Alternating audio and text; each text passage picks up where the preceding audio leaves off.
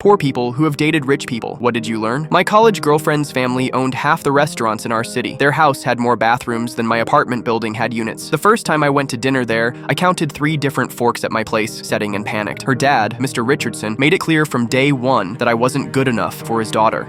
"What does your father do?" he asked during that first dinner. When I said he was a mechanic, the temperature in the room dropped 10 degrees. For months, I tried to fit in. I bought clothes I couldn't afford, learned about wine I'd never drink again, and pretended to understand their conversations about vacation homes and stock portfolios. I was drowning in debt, just trying to keep up with their lifestyle. The breaking point came at Sarah's birthday party. Her parents threw this massive event at their country club. I showed up in my one good suit, feeling like a fraud among all the designer everything. Mr. Richardson introduced me to his friends as Sarah's little project. That's when I snapped. I stopped trying to impress them. I started being myself again. The guy who worked 2 jobs, ate ramen for dinner, and fixed his own car. If they didn't like it, tough. The weird thing? Sarah's younger brother, Marcus, started hanging around me more. He was 16, rebellious, and clearly tired of his family's expectations. While everyone else was networking and name-dropping, Marcus and I would sneak off to play video games in his room. One night, Marcus asked if I could teach him to change his car's oil. "Dad just pays people to do everything," he said. "I want to actually know how stuff works." So we spent the weekend in my tiny garage, getting our hands dirty and talking about real life. A few weeks later, Mr. Richardson called me. Not Sarah, me, directly. "I need to speak with you," he said, in that cold voice I'd grown to hate. I figured this was it. He was going to pay me to break up with his daughter or threaten to destroy my future.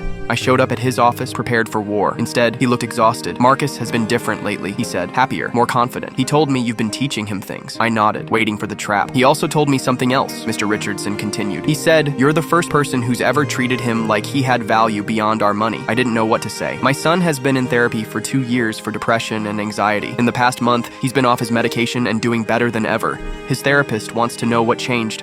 Mr. Richardson leaned back in his chair.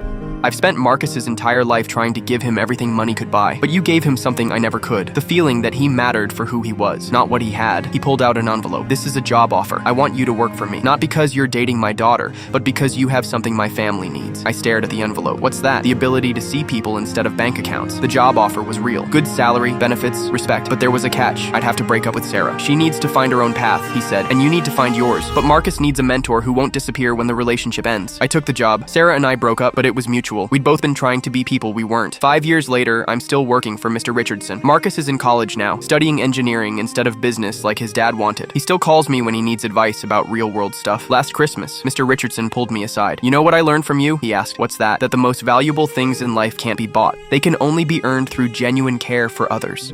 Sometimes the richest thing you can offer someone isn't money. It's the simple act of seeing them as a human being worth your time and attention."